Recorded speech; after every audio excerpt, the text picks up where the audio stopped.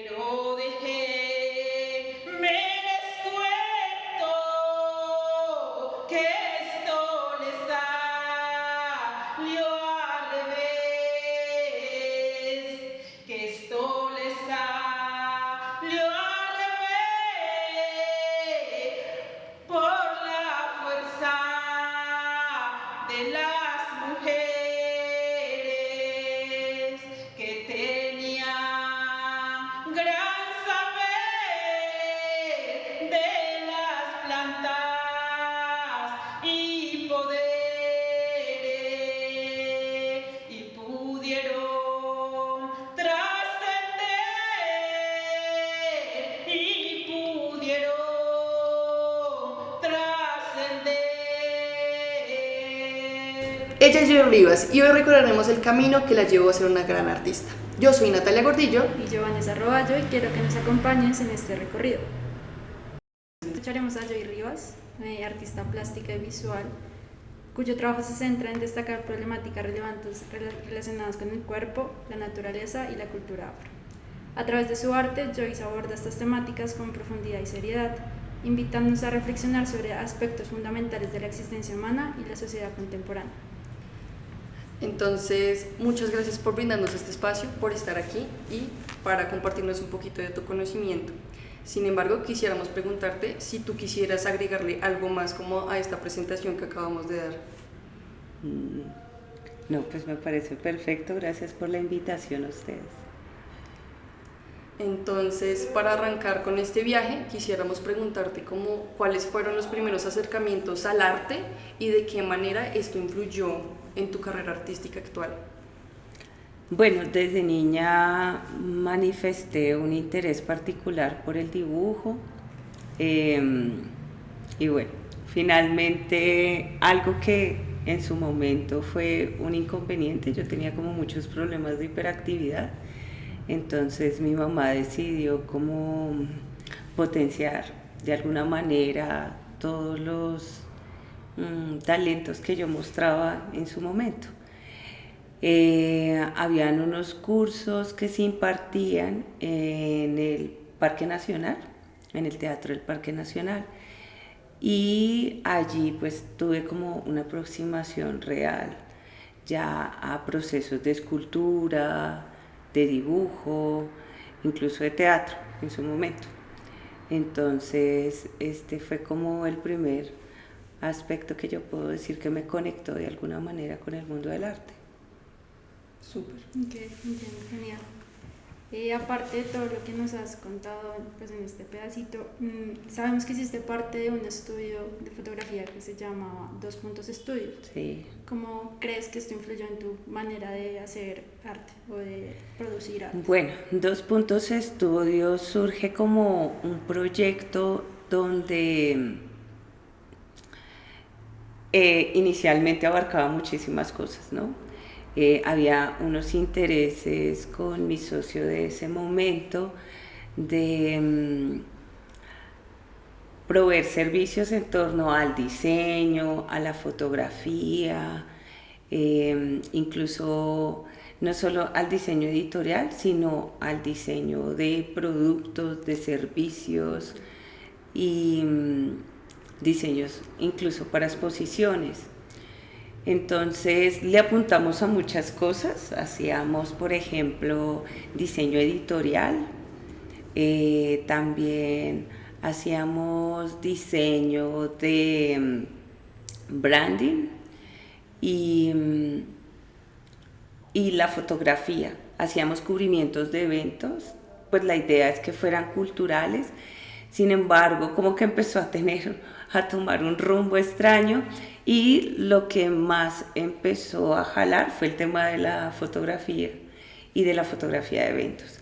Si bien parecía muy distante del mundo del arte, en su momento lo vendíamos como que éramos personas formadas en artes plásticas y visuales que ofrecíamos fotografía de muy buena calidad, porque de hecho en Colombia no habían pregrados o sí habían cursos, pero eran cursos libres de fotografía, ninguno con una certificación.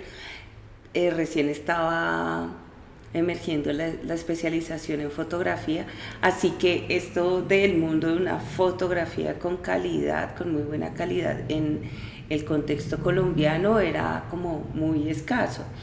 Entonces, por lo general lo que ocurrían es que eran personas que se iban a formar afuera y ofrecían sus servicios de fotografía acá en Colombia. Entonces, ahí es cuando Dos Puntos empieza a coger mucha fuerza en la industria de la fotografía de eventos, especialmente de bodas. Okay. ¿Y qué pasó con el estudio fotográfico? Pues Dos Puntos llega como al clímax y coincide con la pandemia. Entonces los eventos empiezan a hacerse pues a puerta cerrada, con pocos invitados. Entonces eventos que cubríamos de 8 horas ya no se hacían. Y intentamos virar hacia como las transmisiones, eso dio un tiempo, pero finalmente Dos Puntos cambió un poco y se enfocó más en hacer piezas comunicativas en ese momento, durante la pandemia. Y ya finalmente sentía que debía como cambiar un poco, empecé como a concentrar todos mis esfuerzos más en la producción artística y en la docencia, y pues Dos Puntos continúa, pero por los laditos. Pero entonces eso no hace como una partida importante para tu producción artística, de hecho es como algo lejano. Si bien es alterno, porque no es un secreto que en el mundo artístico es como si tuviéramos dos vidas, ¿no? De todas maneras, sí creo que me sirvió para tener una forma muy particular de ver la fotografía. La fotografía de eventos para mí es un arte realmente, es algo de admirar, es una profesión de admirar, porque en una boda tú tienes que hacer foto de producto, foto de paisaje, retrato, y eso en tiempo récord, ¿no? Y además hacer fotoperiodismo, entonces es como que integra muchos escenarios de la fotografía en poco tiempo. Entonces, si bien fue un entrenamiento de 10 años más o menos, también fue como unas búsquedas y unos hallazgos técnicos que me permiten nutrir otros procesos que llevo a la par dentro de mi producción artística. Súper. También desde ahí quisiéramos ver cómo surgieron como las temáticas que ahora tocas o que tocaste alguna vez en alguno de tus proyectos. Bueno, yo podría decir que son como 4 o 5 líneas, pero todas se entrecruzan, ¿no? No es como un cambio de una a la otra y pasar al siguiente. Mi proyecto de pregrado se enfocaba en la noción de deformidad y la abyección, eso entrecruzado con la abyección. Entonces, el tema allí era, pues yo partía de la pregunta de cómo amo el deforme o cómo es la intimidad del deforme. Entonces, a partir de eso empecé a generar unos personajes con fragmentos de mi cuerpo, y estos estaban como en un espacio un poco etéreo que parecía una probeta, pero también mostraba de alguna manera una suerte de erotismo o de intimidad de estos deformes. Luego me inquietaron mucho temas relacionados con la vegetación, como la lucha entre la naturaleza y los procesos del ser humano, ¿no?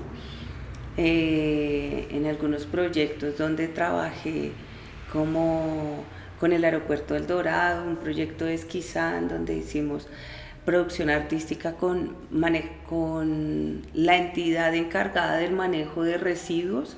Allí lo que me interesaba era como esa lucha entre la naturaleza y el ser humano. El ser humano hace unas labores de ingeniería sorprendente, pero es como si una ramita se metiera entre eso que construye el ser humano y se abriera camino allí y fuera a veces como más fuerte que todos estos estudios que emprendemos los humanos por también dominar la naturaleza. Entonces, ese fue como otro estadio que también me llevó a reflexionar sobre los animales y cómo genéticamente son alterados por el ser humano con fines cosméticos o fines estéticos, como todo ligado un poco a la vanidad. Es como si esta posición que tiene el ser humano de poder modificar la naturaleza le confiriera también una suerte de mezquina soberanía sobre la naturaleza, y allí es cuando, pues a partir de unas inquietudes que se relacionan con eso, yo empiezo a hacer mi serie de dibujo que me llevó a Beijing precisamente a reflexionar sobre temas donde se produce tensión entre el hombre y la naturaleza. Y finalmente, Bien Querer, que es mi más reciente proyecto, que habla sobre las prácticas rituales de las mujeres afrocaribeñas en el contexto de la Cartagena durante la colonia. De todas maneras, también tiene un trasfondo ligado a la naturaleza, y yo creo que también es, aparte de la cosmovisión de estas mujeres, cómo logran más bien usar la naturaleza para doblegar no solo a los hombres, sino generar un ecosistema que les permita sortear las dificultades en la cotidianidad del contexto neogranadino durante la colonia. Entonces, digamos que aunque parecieran aisladas, yo creo que se entretejen mucho. Así que entiendo. Más adelante vamos a abordar un poco más sobre tus procesos artísticos específicamente, pero justo ahora me llama mucho la atención de que comenzaste con la fotografía, y quisiera saber por qué la elección de la escenografía como ese proceso fotográfico. A mí me encantaría tener una historia muy, muy seria sobre por qué la escenografía, pero pues la escenografía llega a mi vida un poco por azar. Coincide este periodo entre esa transición entre la fotografía análoga y la fotografía digital con un proyecto que yo tengo que hacer en la universidad, donde hay que tomar una foto al día, y los insumos de fotografía análoga empiezan a escasear, justo cuando con mi mamá habíamos hecho como un gran ahorro para mandar a traer una cámara de Estados Unidos. Ahorita suele ser como más fácil el acceso a la tecnología, pero en su momento era como que alguien conocía a alguien que iba a Estados Unidos y te traía una cámara y tocaba ahorrar un montón. Entonces, como que el ahorro familiar fue para mandar a traer la cámara de Estados Unidos, y cuando llega coincide con que entra la fotografía digital a Colombia. Entonces, los insumos fotográficos se ponen súper costosos y escasos, y yo tenía pues igual que cumplir como con unas labores académicas. Entonces empecé a colocar objetos sobre el escáner, como que yo dije, bueno, podría probar a hacer fotografías usando el escáner como un recurso. Entonces empecé a colocar objetos, terminé escaneando toda la casa, todo lo que tenía de decoración mi mamá, y eso, pues terminé como haciendo un gran archivo de escanografía. En su momento yo creía como, wow, estoy descubriendo como una técnica súper novedosa. Y existía una plataforma llamada Flickr, y cuando entré había un montón de gente, había una comunidad de 16,000 fotógrafos que estaban haciendo escanografía. Pero pues eso me sirvió también para replantear los modos de hacer escanografía, o sea, cuál era entonces mi modo particular de hacer escanografía que se diferenciara de otro modo. Y si bien ahora continúo haciendo escanografía, pues también encuentro en ello unas particularidades, ¿no? El hecho que parezca como que genera una sensación de ingravidez. A mí me gusta mucho los negros profundos que se obtienen, los contrastes y esto que es como un lente 1.2, o sea, como la profundidad de campo que genera con los objetos, el detalle, poderlos ampliar a gran escala. A mí me parece que esto se vuelven recursos plásticos de los cuales yo echo mano para hacer mis producciones artísticas. Sí, eso en definitiva creo que te dio pie como a tener un estilo, ¿no? Sin embargo, quisiera preguntarte como cuál obra o cuáles obras crees que te dieron como esa lucidez para tener algo como muy único dentro de lo que tú haces. Esa es una pregunta difícil porque pues en mi producción es como si hubiera un algo que detona otra cosa y eso detona otra cosa. De hecho, hay proyectos que yo no he hecho, pero que quedan como resonando. Cuando yo llegué de Beijing, tenía un bloqueo terrible, como que yo nunca había experimentado, porque yo siempre tenía como en el tintero alguna idea. Y cuando llego de Beijing es como que había un pito, ¿no? Como pi, como cuando estaba como en un coma allí. Y yo me sentía tan extraña. Y puedo decir, mi cómplice creativo de ese momento me dijo como, Joyce, tú antes de irte tenías como la idea de fotografiar como los remedios caseros, ¿no? Era algo que a mí me llamaba mucho la atención porque empezaba, ¿no? Como eso que le dice la mamá a uno, como, ay, si le duele el estómago, entonces hágase una agüita de manzanilla. Y yo me quedaba horas viendo, era como el pocillo, lo hermoso que se veían las plantas allí. Y fue como un día dije, ok, voy a retomar eso. Yo había trabajado en un proceso muy bonito que es Bibliotecas Básicas de Cocinas Tradicionales de Colombia, que fue un proyecto enorme que buscaba condensar investigaciones sobre la gastronomía en Colombia y yo hice las portadas de esos tomos, los tomos de esta biblioteca.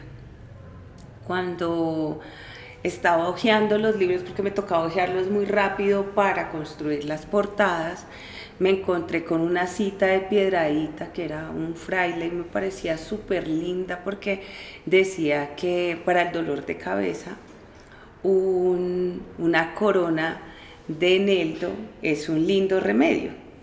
Entonces esa imagen se me quedó, anoté la cita y con esa cita me fui a la Luis Ángel Arango. Y empecé como a hojear muchos libros y no sé por qué terminé allí revisando un texto de Luz Adriana Maya que se llama Brujería y reconstrucción de los africanos y sus descendientes en el Nuevo Reino de Granada, y hablaba de los procesos de resistencia de los africanos y sus descendientes e incluso las prácticas rituales como la brujería, cómo se erigían como procesos de resistencia. Entonces, si ves, finalmente el proyecto no se hizo, yo finalmente nunca hice esa serie fotográfica y resuena en mi cabeza, pero finalmente eso me lleva a otro proceso. Entonces siento que ha sido así, ¿no? Como que es un proyecto que lleva a otro y lleva a otro. De hecho, el hecho de estar haciendo esta residencia acá con Andrés Foglia nos inquietaba un montón, que había un discurso que estaba solo en la superficie con las fotografías y había todo un discurso en la parte, como muchas capas, ¿no? Como que el proyecto tenía muchas capas y siempre había tenido la idea de componer en el lenguaje propio de las comunidades afrodescendientes o del Caribe, y Y es chévere cuando encuentras a alguien que te dice como, listo, yo te secundo y lo hacemos. Y ese fue el apoyo que encontré acá al material. Entonces hicimos una suerte de alabados que dan cuenta como de toda la construcción social, cultural y la cosmovisión de todos los personajes que integraban esta serie. Entonces, si ven, es como si de alguna manera fuera el eslabón de del siguiente proceso, ¿no? Como si una cosa fuera llevando a la otra. Entonces, como que aprecio, pues para redondear lo que tú estás preguntando, aprecio ahí por todas las piezas, y es como si quitaras una, es como si algo faltara allí, sencillamente es como que una cosa suscita otra. Ok, entiendo. Nos hablabas como que tú encontrabas ciertas citas en algunos libros y te imaginabas un poco sobre cómo podría representarlas. ¿Consideras que hay una relación entre la fotografía y el dibujo, que en su momento lo retomaste, hiciste algunos proyectos? Sí, es raro porque yo no boceto, mis bocetos son naranja, naranja con cuchillo, ¿sí? O sea, es como el dibujo, o sea, para mí los bocetos son texto y el dibujo en sí mismo es proyecto. Y es raro porque yo hago un proyecto en foto y mi descanso es el dibujo. Y luego, cuando estoy cansada del dibujo, vuelvo y retomo la fotografía. Entonces es como que me permite descansar físicamente, ¿no? Porque son dos cosas totalmente distintas a nivel físico. La fotografía es para mí es inmediata, si bien no es como que yo cliqueo porque termino horas y horas y horas escaneando, pues veo el resultado un poco más rápido. Obvio, conseguir los insumos, los materiales es lo que me empieza a demandar más tiempo.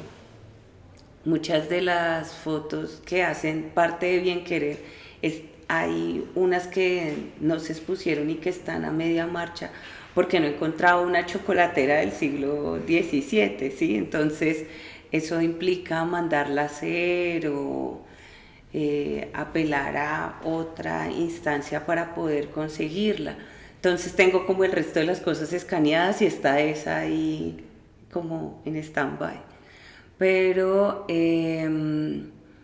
con el dibujo son procesos meditativos, entonces es estar 1 mes, 2 meses en jornadas de por lo menos 4 horas dibujando estas composiciones, ¿no? Como estas suertes de malla.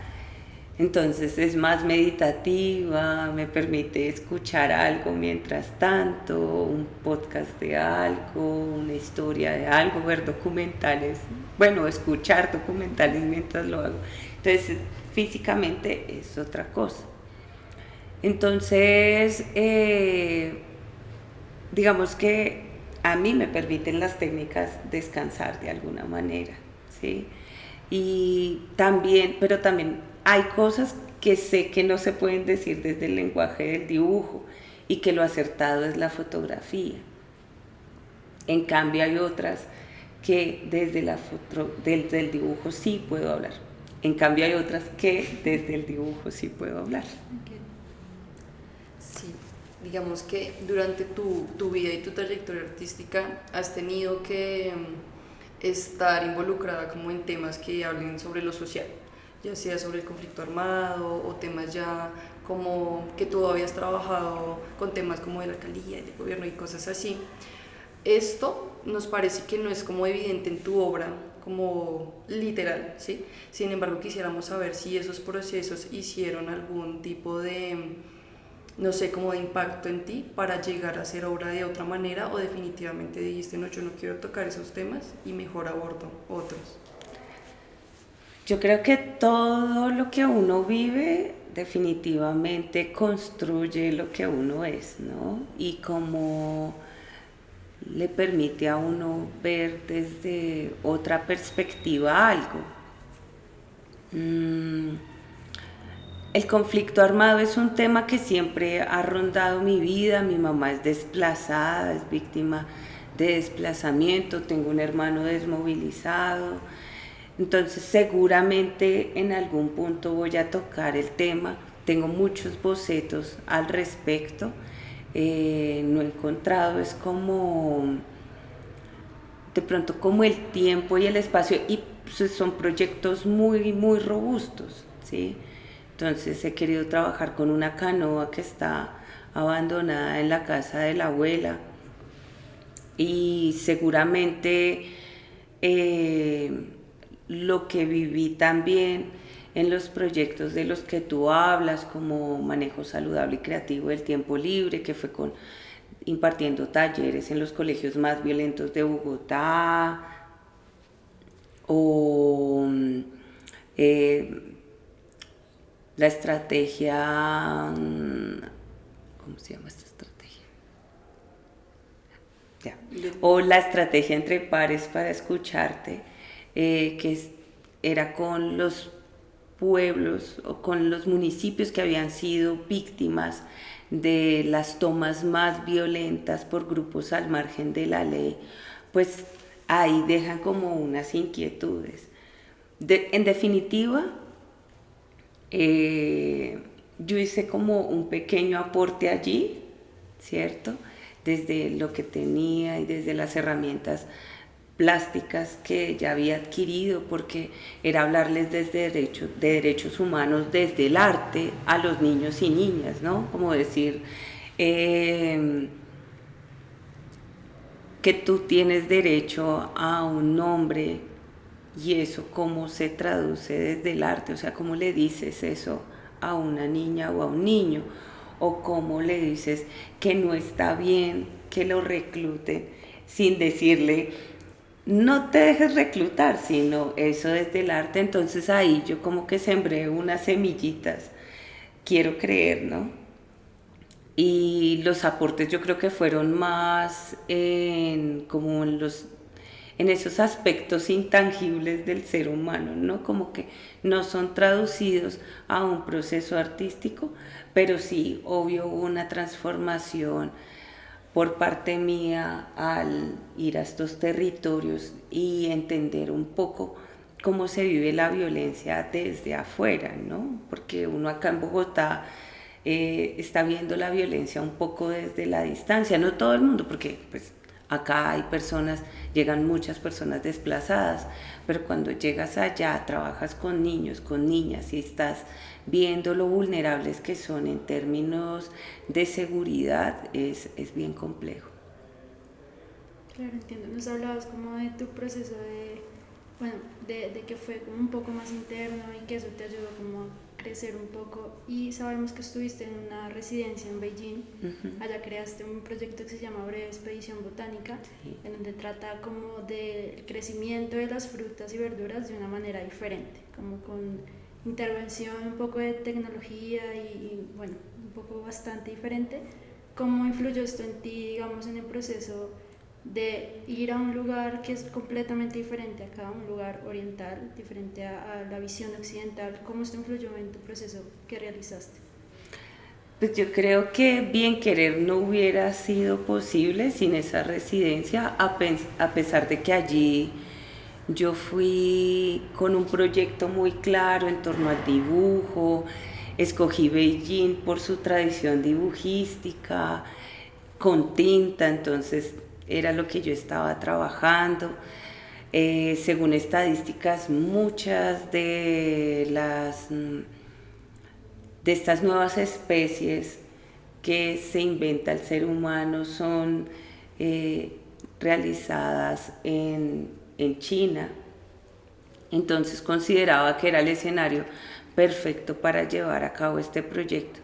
Sin embargo, allí es cuando encuentro estas frutas en las góndolas de los supermercados de las cuales tú estás hablando, y allí pienso Breve Expedición Botánica, inspirada en las láminas de la expedición, construyo estas imágenes. Y si tú ves también Bien Querer tiene un poco y reminiscencias de esta composición propia de las láminas de la expedición. Entonces ahí también cuestionando precisamente cómo desde Occidente se han validado ciertas prácticas, es como si fuera un guiño un poco a esto, cómo utilizo la misma composición para precisamente validar, pues no validar, sino como para evidenciar que estas prácticas son igual de válidas que las que Occidente nos muestra día a día, ¿no? Sí, digamos que ahí vemos un gran interés como por el tema de la naturaleza, desde deformidades, deforme, y ahorita eso cómo se ha transformado como a Bien Querer y también como por qué esa fijación a la naturaleza, ¿no? Como porque ves la importancia de hablar sobre ese tema. Pues yo creo que hoy más que nunca es importante reflexionar sobre la naturaleza, ¿sí? Día a día nos encontramos con noticias que dan cuenta sobre las agresiones que tenemos sobre la naturaleza. Pero yo creo que de todas maneras hay unos aspectos que lo atraviesan a uno desde la infancia. Mi mamá es de campo, me curaba con plantas, me hablaba todo el tiempo que encontraban tal planta para curar la picadura de la serpiente, o que tal otra quitaba el dolor de estómago, tal es buenísimo para la piel, ¿no? Entonces, ese tipo de cosas le quedan a uno como sonando en la cabeza y yo creo que finalmente emergen y se convierten en propuestas creativas, ¿no? Es precisamente como esa relación entre el cuerpo y la naturaleza la que indudablemente me permea hasta el día de hoy y se ve reflejada de todas maneras en un proceso como Bien Querer, que si bien no involucra el cuerpo y no tiene la naturaleza así como de manera tan frontal, sí de manera tácita. Entendemos. Bueno, también sabemos que hiciste muchas residencias, en una de esas fuiste a India. Quisiéramos saber si esa residencia influyó en el tema de la naturaleza que nos estás contando, o como de qué manera influyó esta residencia en lo que has hecho. Bueno, India fue otra experiencia, las residencias varían, ¿no? Hay unas residencias donde tú tienes súper claro qué vas a hacer. En India apelaba, esta residencia apelaba era a un proceso de desaprensión.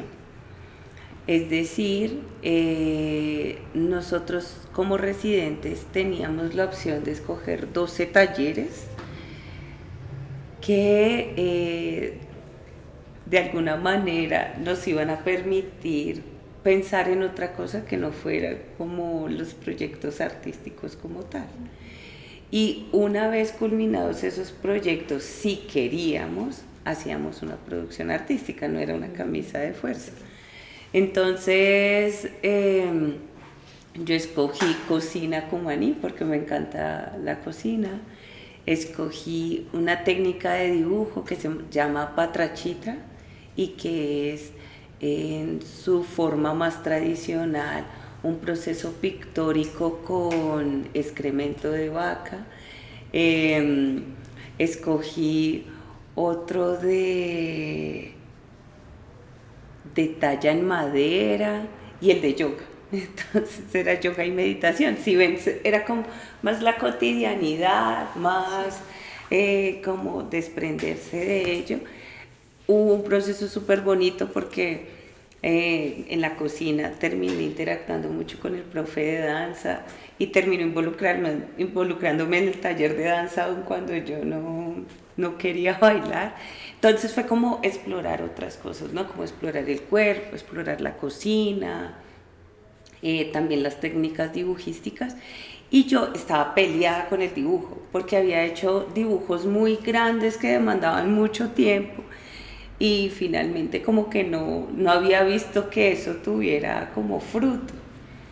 Entonces fue lindo porque terminé reconciliándome con el dibujo y lo que terminé mostrando fue unos dibujos de las posiciones de las manos de las deidades de India, y eso atravesado con este tipo de retícula que yo venía haciendo.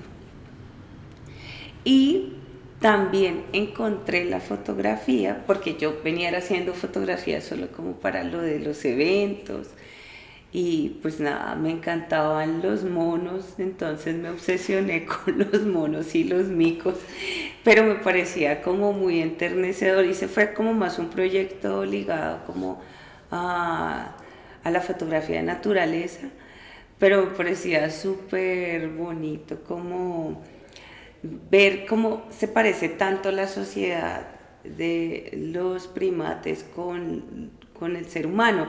Normalmente uno dice, ay, sí, somos parecidos a los micos, pero es que sentirlo y poder fotografiarlo es otra cosa. Entonces ahí fue como una serie de monos que hice y que me mantuvo como con mucha alegría también en su momento. Eso fue más como un tema de descanso. Volviendo como a bien querer, digamos que ya nos estás contando un poco de que salió como el tema de tu mamá, el tema de las recetas como desde la naturaleza, como medicamentos así, como un poco naturales, pero entonces desde ahí, bueno, sabemos que salen de las recetas, pero entonces también por qué ese interés a lo de las prácticas, como los rituales amorosos, y también cómo aprovechas desde ese contenido a hablar sobre la cultura afro. Pues ahí hubo dos cosas. Cuando encuentro este texto de Luz Adriana Maya, se avivó en mí un recuerdo.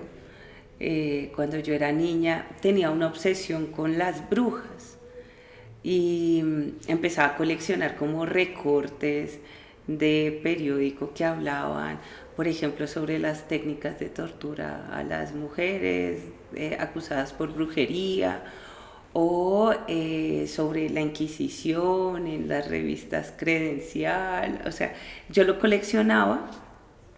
Sin embargo, después de un tiempo, por varios asuntos, la colección desapareció, y cuando hago mi proceso de pregrado me interesaba y me gustaba mucho, por ejemplo, como las representaciones del romanticismo, ¿sí? De los prerrafaelistas, que tienen como un aura un poco por este estilo, pero, ¿sabes? Como que decía, aquí no hay nada para hacer.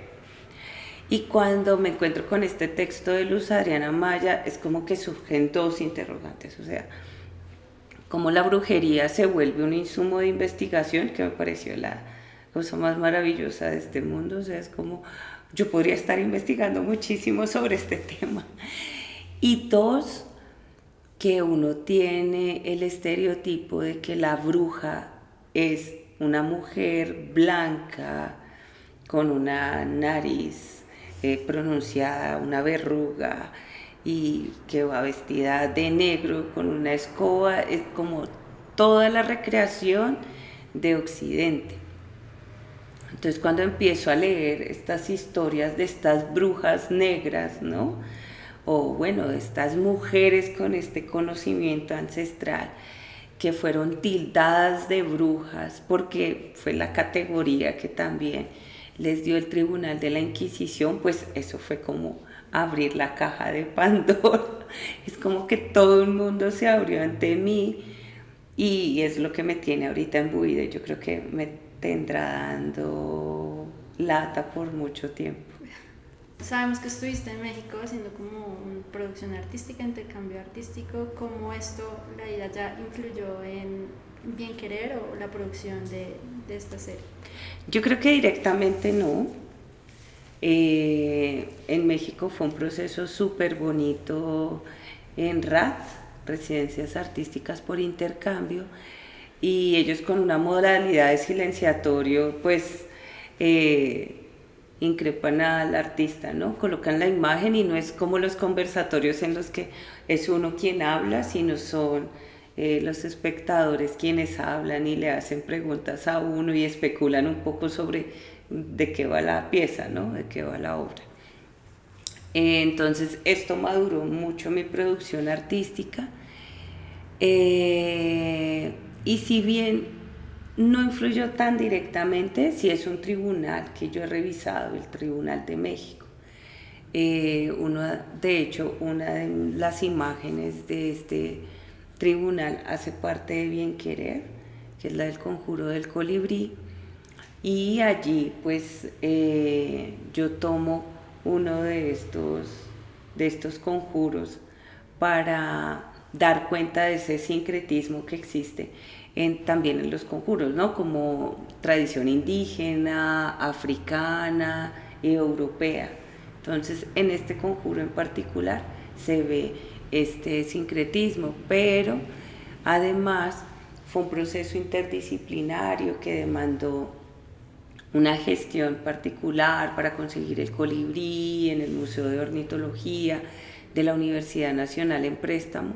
Entonces allí también hubo otro ejercicio que sin duda alguna está ligado al Tribunal de México, y la revisión también de los textos inquisitoriales de México ha nutrido mi proceso.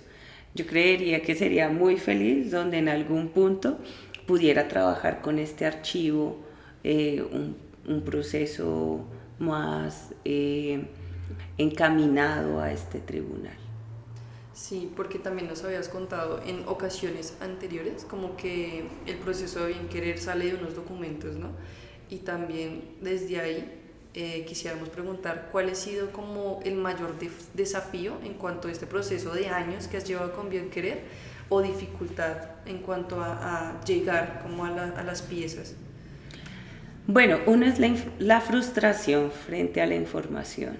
Los autos de fe y relaciones de causa, que son los textos inquisitoriales de los cuales yo parto para la producción artística, acá en Colombia fueron desestimados y pues muchos, bueno, por distintas circunstancias, ataques a Cartagena, ahí se perdió una gran parte del archivo, por negligencia de las instituciones se perdió otro pedazo, y finalmente pues el MO termina acabando con el poco archivo que teníamos acá. Entonces como esa tristeza, esa melancolía del historiador la viví yo, como esa frustración de no tener como los textos completos sino fragmentos. Entonces pues es de alguna manera entrever parte de las voces de estas mujeres, pero en la voz de los inquisidores, ¿no? O sea, como solo tener como un lado de la historia y un lado súper fragmentado.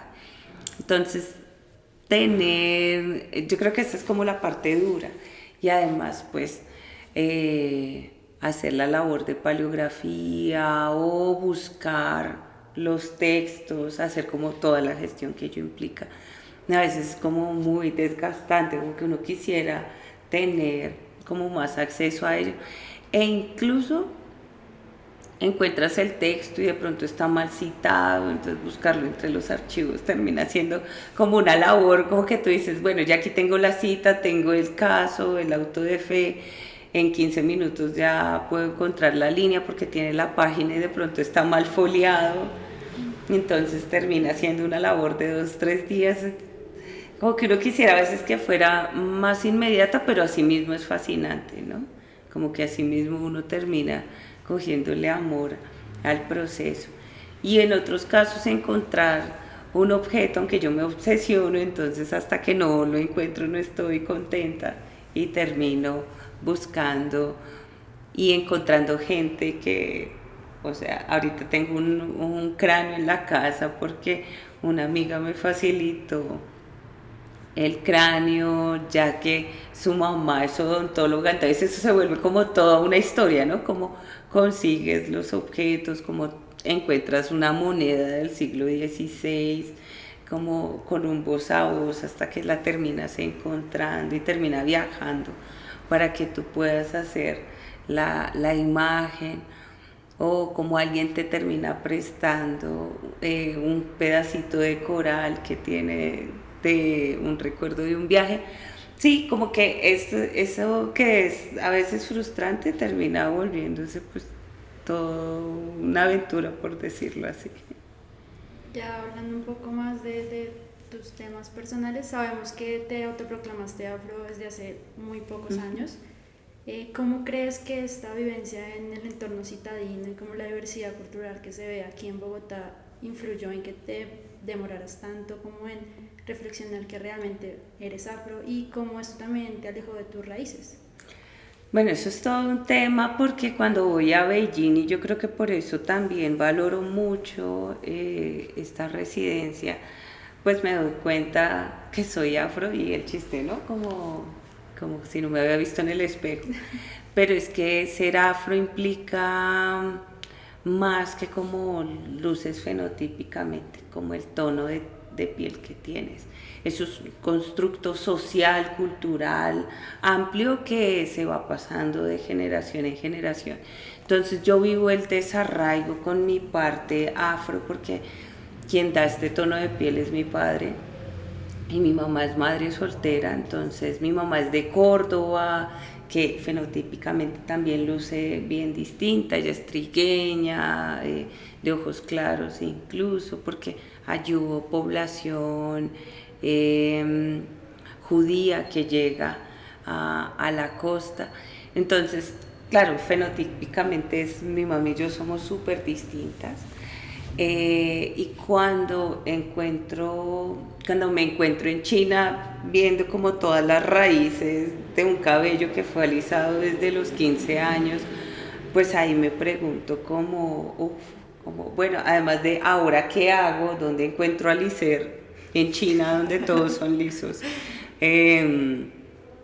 pues también como por qué ocultar eso, y empiezo a buscar como estrategias para sobrellevar el pelo así, y empecé a ver que habían un montón de mujeres hablando del gran corte, y el gran corte es algo que empiezan a hacer muchas mujeres afro cuando logran encontrar la belleza que esconde el cabello afro. Y es básicamente como que tienes el cabello, lo dejas crecer y cuando ya está un poquito largo lo cortas. Y obvio con lo que implica eso, pues emocionalmente, porque estás cortando la mayor parte del cabello. Yo finalmente decidí no hacerme el gran corte, sino como llevar el cabello así como medio extraño, porque era como las raíces crespas y el resto liso, pero intentaba como hacer que el resto se viera crespo mientras volvía a Colombia. Y algo que puede ser tan sutil, tan pequeño y que podría asociarse a la vanidad, termina repercutiendo mucho en mi producción artística. Entonces ahí empiezo como unas búsquedas cuando encuentro además todos estos textos sobre la brujería, sobre cómo vivían los afrodescendientes y las personas esclavizadas en el nuevo reino de Granada, y las esclavas y las libres, obviamente.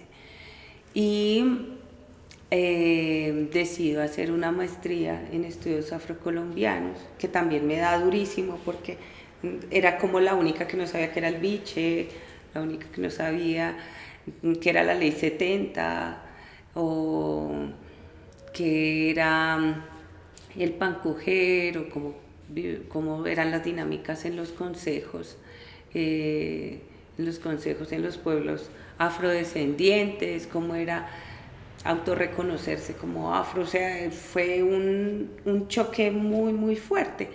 Y fenotípicamente había un montón de chicas blancas que de alguna manera sabían más que yo de mis raíces, ¿no? Entonces eso me confrontó mucho. Pero esta maestría pues me tiene también en ese camino de autorreconocerme como afro y todo lo que ello implica, ¿no? Que es un montón, o sea, tiene un montón de bemoles, ¿no? Hace poco alguien me decía que habían unos chiquillos de 8 o 9 años en San Basilio de Palenque que saben sobre los consejos comunitarios, saben sobre conocen muy bien las comunidades étnicas, conocen súper bien sobre las comunidades africanas, se saben hasta las capitales de todos los países africanos y todas las comunidades, ¿no? Entonces, pues esto es súper interesante que ocurre y qué mejor que ocurra desde esa edad porque crecen con un sentido de pertenencia y un conocimiento de la historia bien importante, pero pues también lo deja uno entrever el racismo estructural del cual sufrimos acá en Bogotá.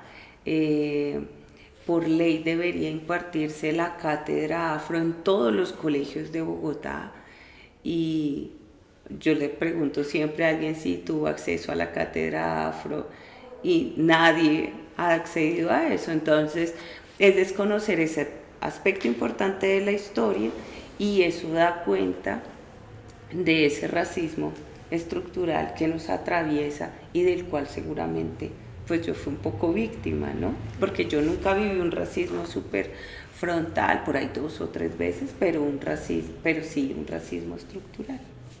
Sí. Y en este proceso de autorreconocerte, como, no sé si es como reciente, ahora ves como esa necesidad de hablar sobre lo afro en tus obras, como esas problemáticas y esas dificultades, como mostrarlas al mundo.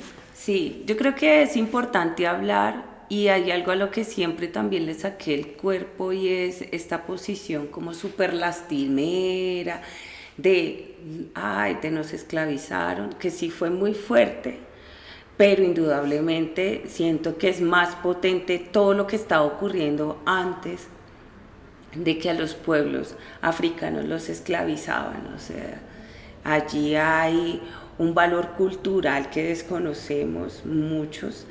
Eran grandes arquitectos, grandes orfebres, grandes ganaderos,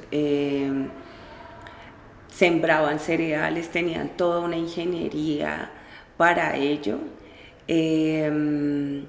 O por ejemplo, la Constitución más antigua de la humanidad se descubrió hace poco y era porque se transmitía oralmente.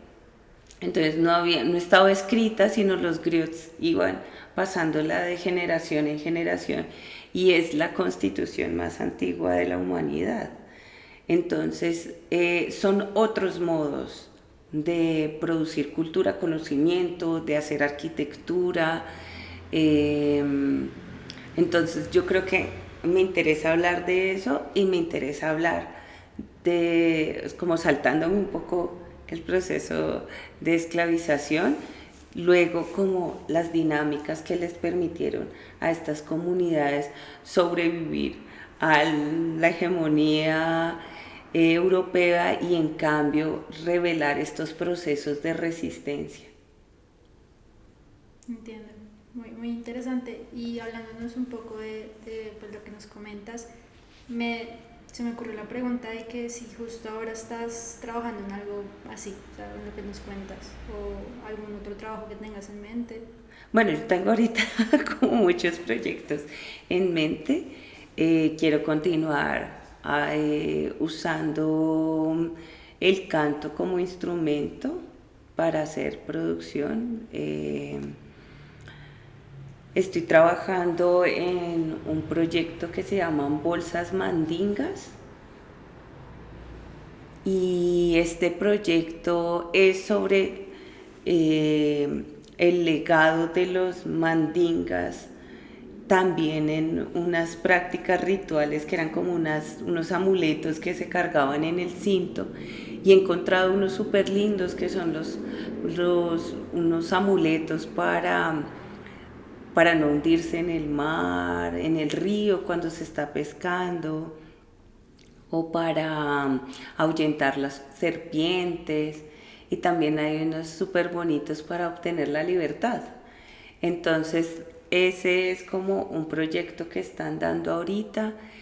Y bien querer tiene su contraparte que es mal querer, porque así como habían prácticas rituales para enamorar, pues había para desenamorar.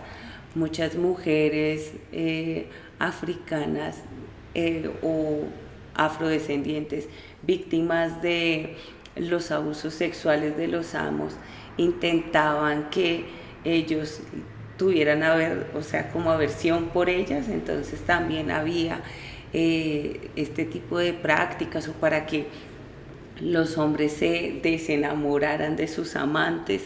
Entonces yo creo que se vendrá haciendo como el lado B de bien querer y pues ahí van dando.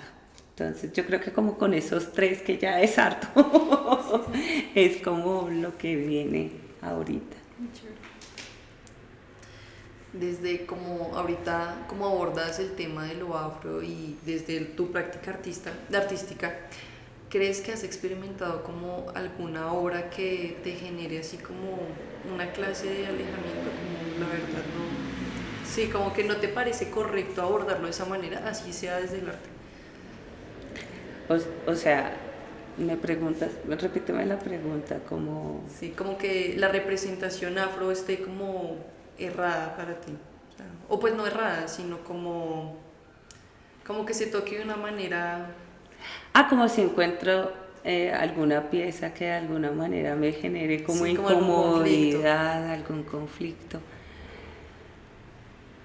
Pues yo creo que son todas esas piezas que desde una óptica eurocéntrica abordan al otro, ¿no? Como exotizándolo.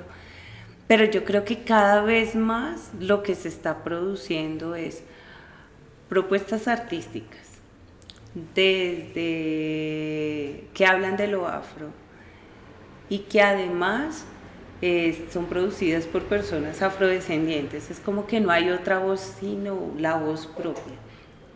Pero yo que haya encontrado una obra que me incomode, yo creo que lo que me ha incomodado mucho es la representación de los africanos y sus descendientes. Hay unas representaciones de la comisión coreográfica que realmente hasta te sobrecogen el corazón, ¿no? Entonces está un personaje, una pareja como de criollos o españoles que se ven elegantes y al lado están una pareja de africanos como que se ven como mendigos, como en una miserableza total. Eso lo pone a uno a pensar un montón sobre cómo se ha representado al afro y qué tanto de eso repercute en la idea que tenemos de los afrodescendientes. Eso yo creo que me inquieta más. Uh-huh.